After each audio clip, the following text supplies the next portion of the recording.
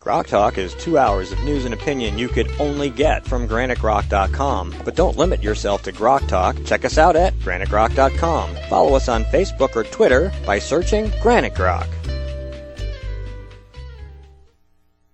This is Steve McDonald from GraniteGrok.com, and you're listening to GrokTALK.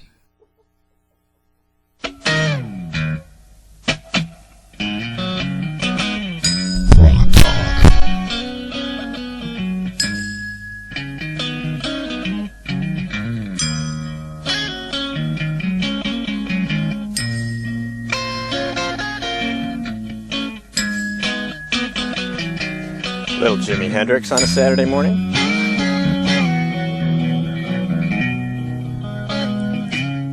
And welcome back to GrokTALK, your leading conservative podcast. That's who we are. You're on. Where's your mic? Oh, you're not on. Skip can't talk. Skip can't talk. Okay, anyway. Welcome to New Hampshire's most well-armed podcast. Broadcasting, as we always do, from the CNHT studios at 8 North Main Street. Do them a favor by going to cnht.org. Check out what they do, see where they're working, and give them a donation. And keep in mind that whatever's going on in our small towns is also going on in your small towns. You just don't have anybody letting you know about it. Maybe you need a CNHT out there, too. Maybe you need a taxpayer group. You know what? We can probably connect you with taxpayer groups and organizations in your state who do exactly what CNHT does to help you integrate and work with your local municipalities, and then you'll discover that they don't like you, and and you need to know that. So they're not necessarily there for your best interests. All right, let's move into our next segment. Speaker of the House, former Speaker of the House, Bill O'Brien, has joined us to talk about HB, I believe 1541. Is that correct, sir? That's right. All right. Tell us about your bill. Well, it's great to be back here. But, in the past times I've been here, you never put the burden on me of taking the great Skip Murphy's microphone. I've been able to, come here and talk without that pressure. But, Skip, I just don't know. Keep in mind, you'll get to talk more now. I will. And the neat thing about this is I don't know. I still got one. The neat thing about this is I get to say whatever I want about Skip. And you can't say he's going to, Mike? I'm not turning Mike on. I gotta wait. Go ahead. Keep talking. Oh, turn his mic. All right. Okay. I'm sorry. So please proceed. We'll bring Mike in a second.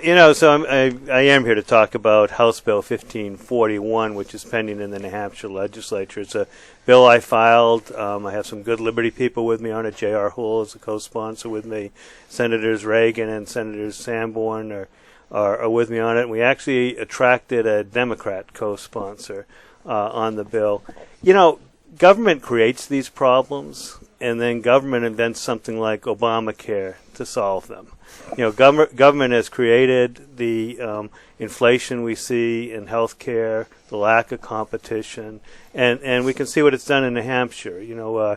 Some 10, 12 years ago, maybe a little bit longer or so, then Governor Shaheen, now U.S. Senator Shaheen, proposed some legislation that required community ratings, didn't allow individual ratings. Was that in SB 711? I can't remember the Senate bill number. We're quite familiar with it.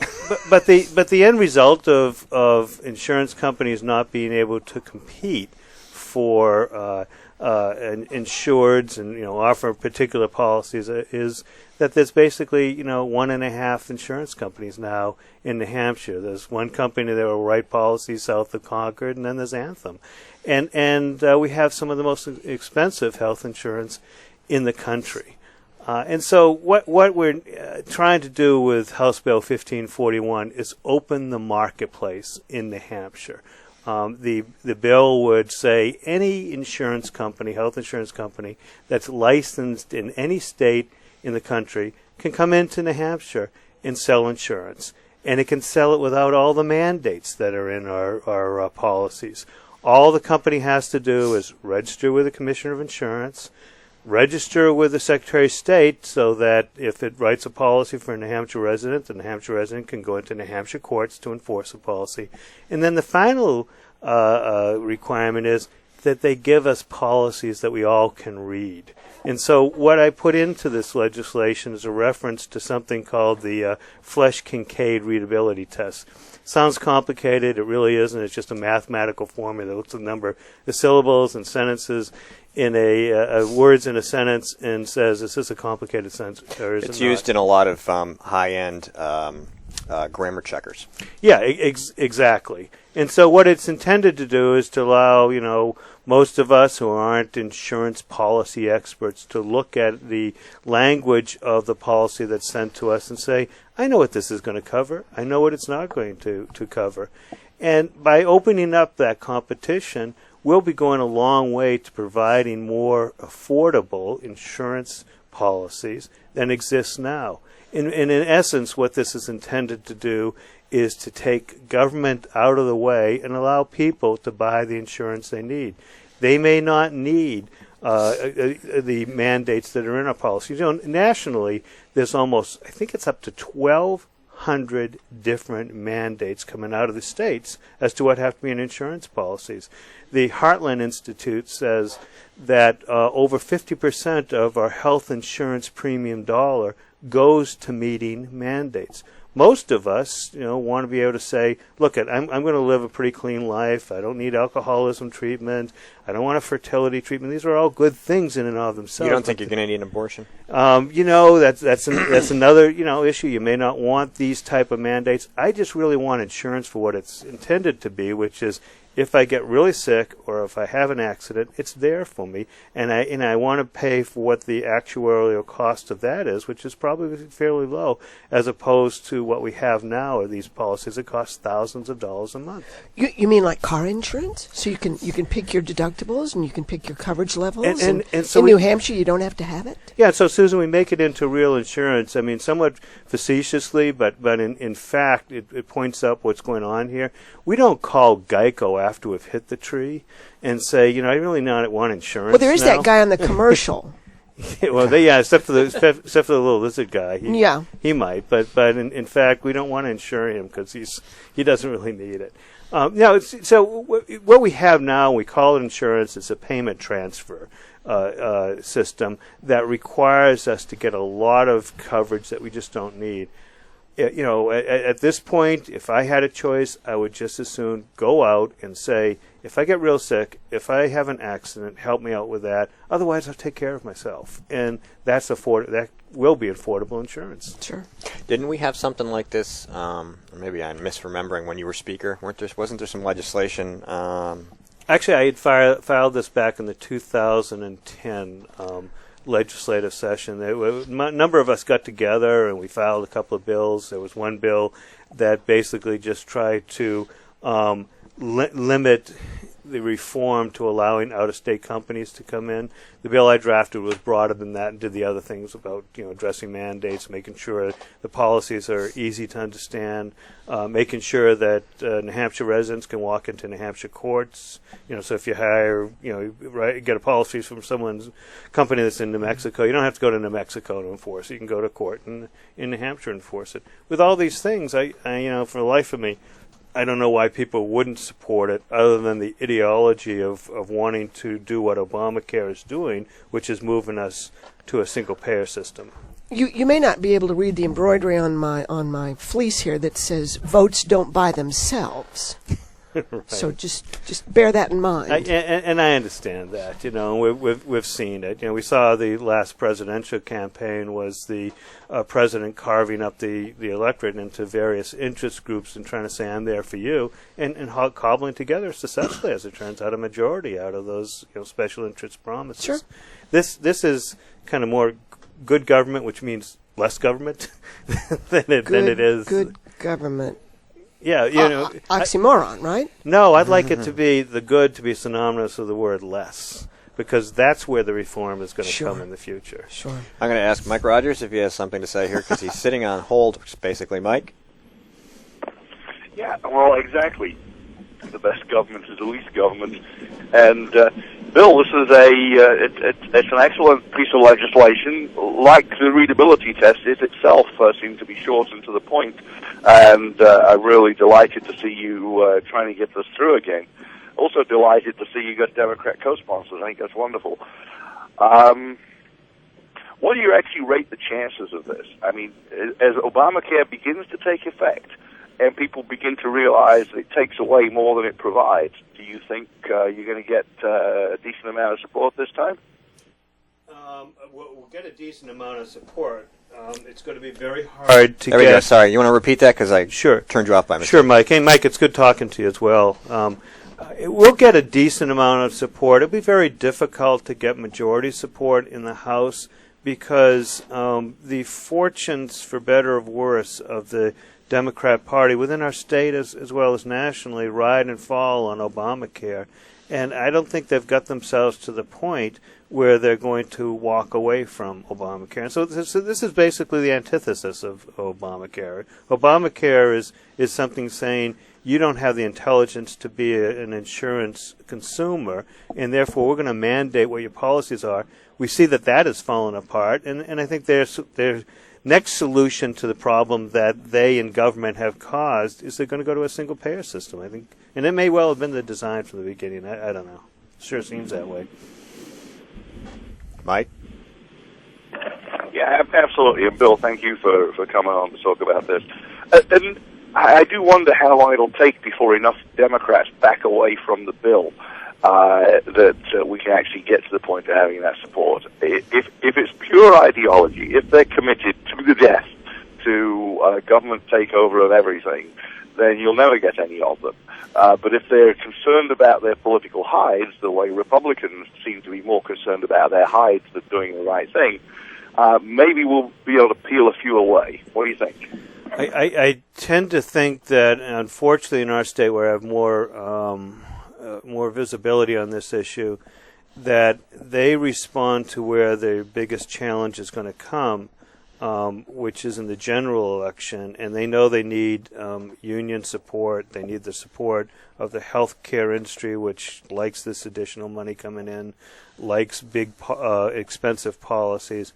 I don't see them changing, Mike. I think what has to change is the majority in the New Hampshire legislature.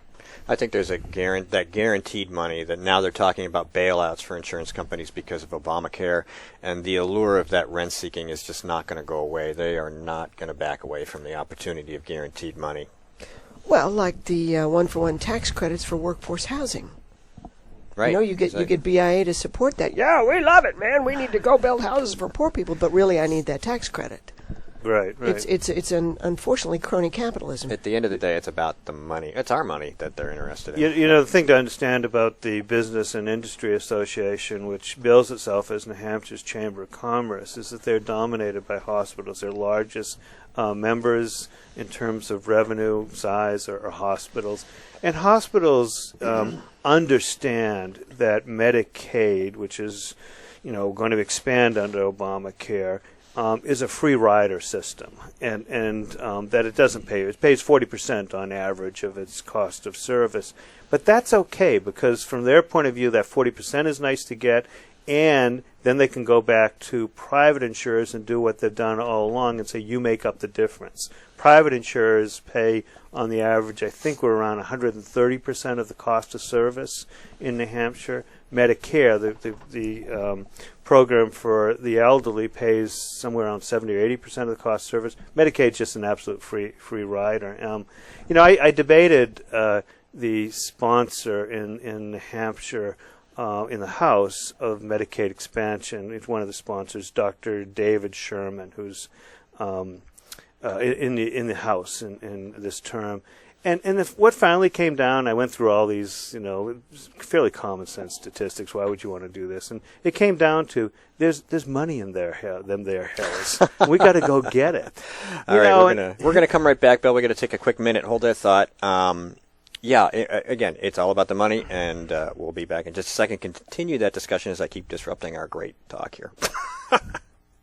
Steve McDonald here. Molly Shaheen, Senator Jean Shaheen's daughter, has a very expensive LA apartment where she lives and works, but for some strange reason, she voted here in New Hampshire. Elena Biden, niece to the man a heartbeat away from the presidency, well, she never lived in New Hampshire at all, and she voted here and went back home. New Hampshire Democrat Emma Roos, invited her adult children to leave their homes in Virginia, Washington, D.C. to claim they lived in New Hampshire to vote last November, and they went back home. New Hampshire State Senator Martha Fuller Clark, Vice Chair of the New Hampshire Democrat State Party, she had a whole bunch of people who aren't from here living in her home, including a paid congressional staffer and an ACLU lawyer from Arkansas. They don't live here. They all claim to be claiming to live here just so they can vote here and then leave. That's not all the Democrats who showed up to steal your votes and then leave, but that'll get you started. This is Steve McDonald for Granite Rock, and we'll keep shining the light on them for you.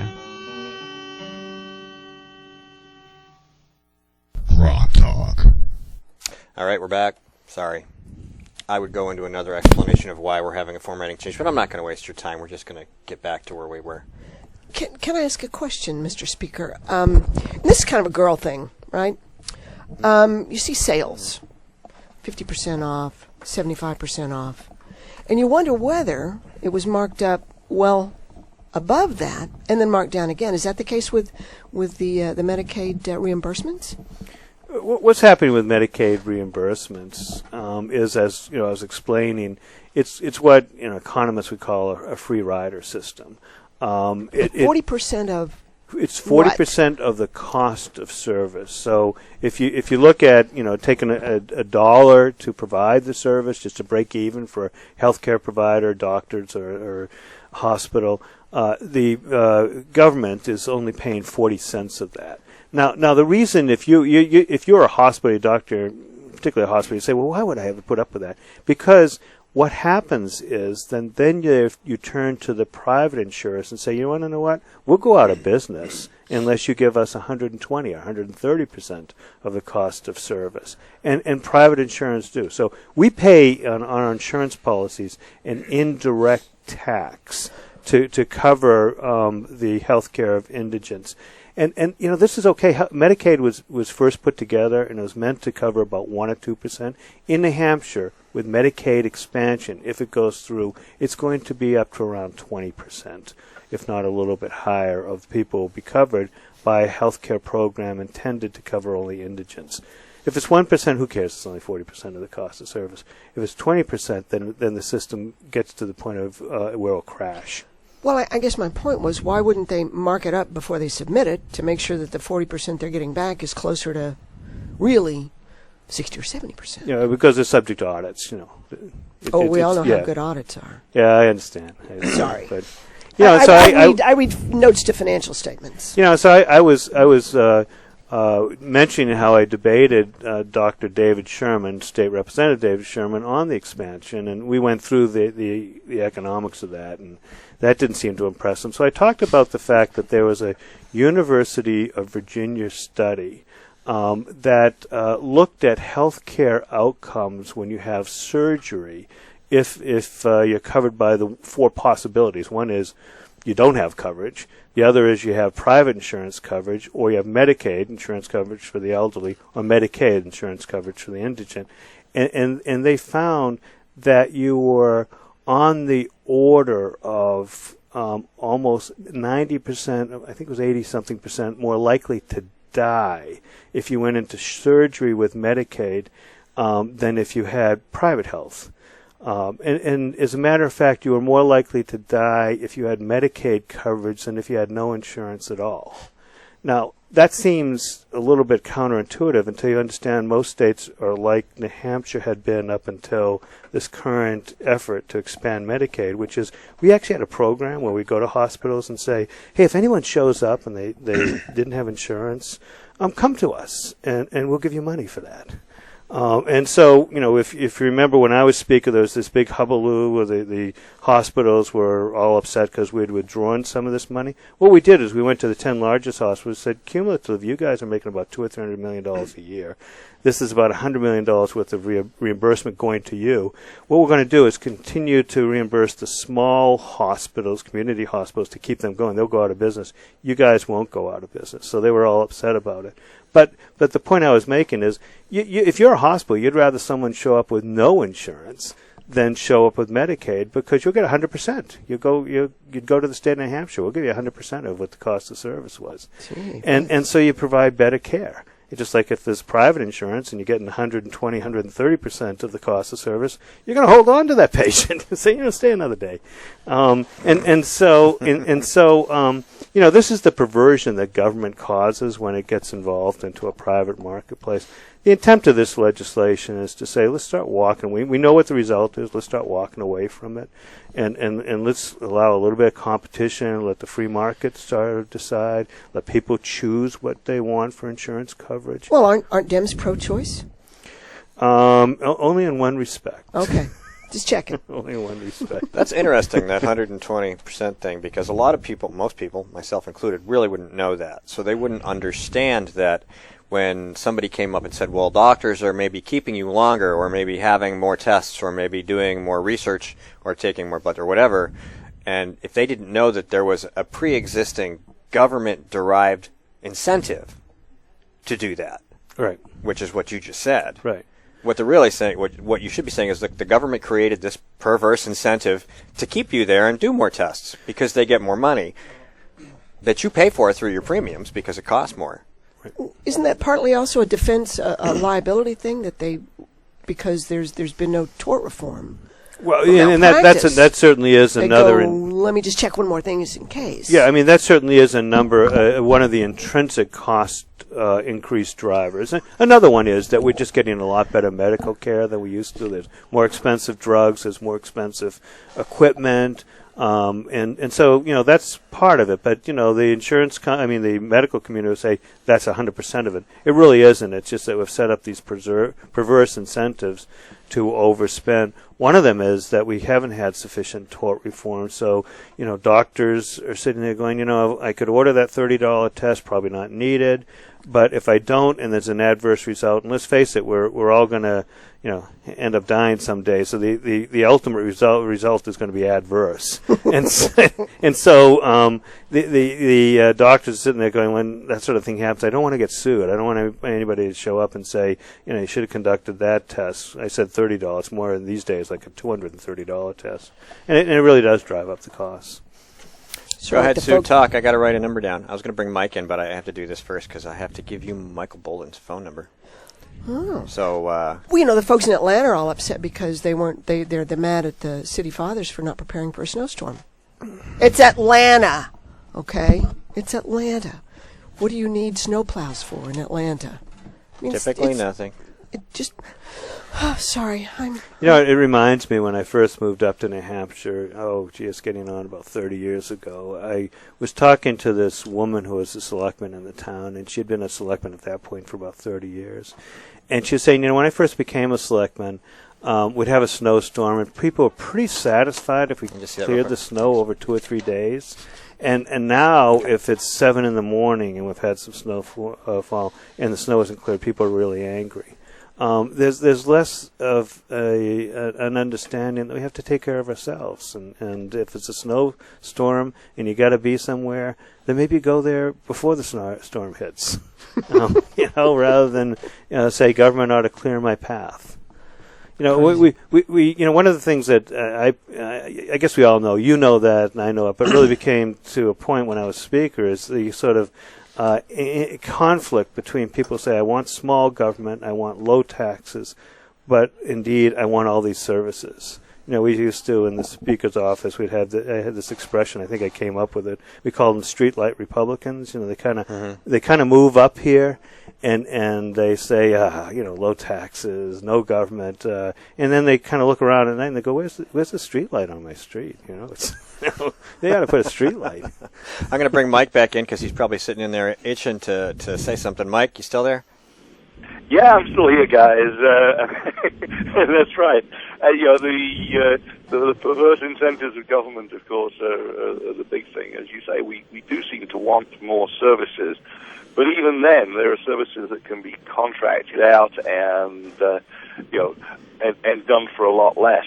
But it's absolutely mind-boggling what goes on with hospitals and costs. And frankly, it's offensive that government can say to these hospitals, I demand to pay you so little that you couldn't afford to pay the service without stealing from others.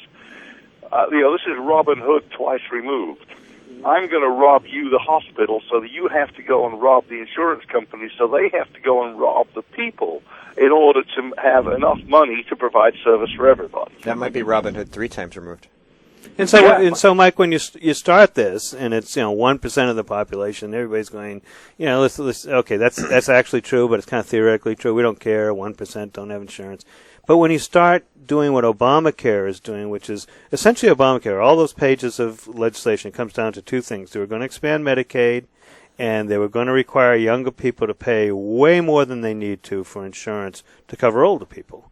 If you're a young person, I think up to the age of 30, the statistic I've heard is that you're going to use, on the average, about $900 worth of medical care a year. That includes those who get really sick, and most of them don't get sick at all.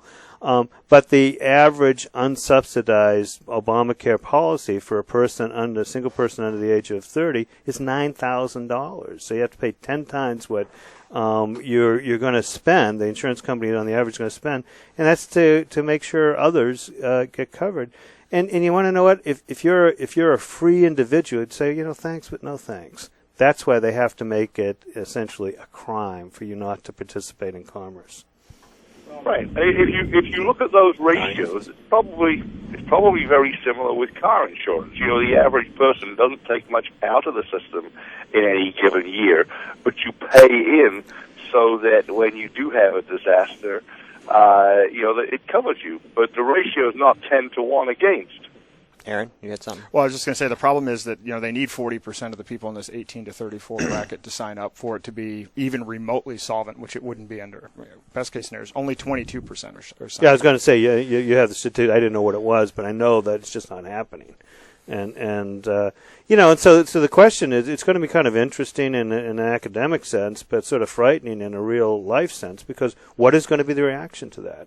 I would like to see the reaction be more legislation such as what I brought forward, which is, okay, let's move then to consumer-driven choice in the healthcare marketplace. My sense is that it's probably going to be, bailout of insurance companies and moving to single-payer system. So, Bill, you've had a hearing on this already or no? There's been a hearing on it. It's been in Commerce. The hearing was January 23rd. It hasn't been put on the House calendar by the Speaker. It hasn't actually. There hasn't been an executive session, which is the voting session in the committee. So, what they usually do with bills like this that they would be uncomfortable is they kind of wait to what we call crossover day, where we have to get all our bills over to the Senate, and they'll dump it into that day, hoping that just so much going on that either reps don't ask to vote on individually, or if they do, it just gets caught up in all the stories and people ignore it. All right, the bill is HB 1541. Bill O'Brien, thank you very much for spending some time with GrokTALK. In our next segment, Michael Bolden from the 10th Amendment Center will be with us via phone from the left coast, where Mike is right now, waiting on the phone. My name's Steve McDonald. I'm here with Skip Murphy and Susan Olson something. And Aaron Day, thanks for hanging out. This is GrokTALK. Be right back.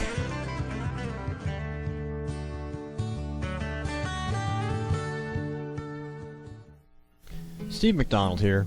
You ever notice how Democrats like to create problems so they can then claim to solve them? Take Medicaid expansion, for example. Even if the federal government keeps its promise to New Hampshire to pay for most of it, it'll still cost New Hampshire taxpayers tens of millions of dollars more to provide inferior care and coverage to people who, for the most part, would never have needed it if Democrats hadn't reformed health care in the first place. That's right, that real expensive reform that doesn't care if it's only affordable if you act like you don't need insurance. Well, its number one claim to fame at this point is how many more people it forced onto Medicaid. And that's only because Obamacare kicks tens of millions of people off the plan they liked and were told they could keep but couldn't. So Medicaid expansion was always part of Obamacare for a reason. Democrats knew all along that the Affordable Care Act was unaffordable and they'd need to make Medicaid bigger and more expensive, so when people got their plan kicked to the health care curb, they could still sign up for something, even if it was something as crappy as Medicaid. This is Steve McDonald for Granite Grok, and we'll keep shining the light on them for you.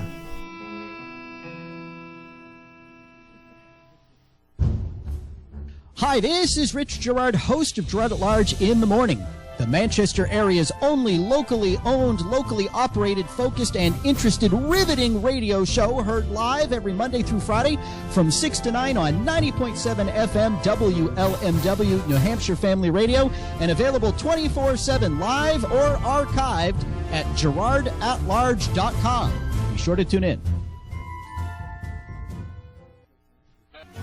This is the Coalition of New Hampshire Taxpayers. We're located at 8 North Main in Concord, New Hampshire. This is the repository for all things conservative and municipal. So if you have a problem in your town, your school, your budget committee, the right to know law, and now at the top of our list is voter fraud. You have a tip for us, some information for us, you want to join or help us out, cnht.org.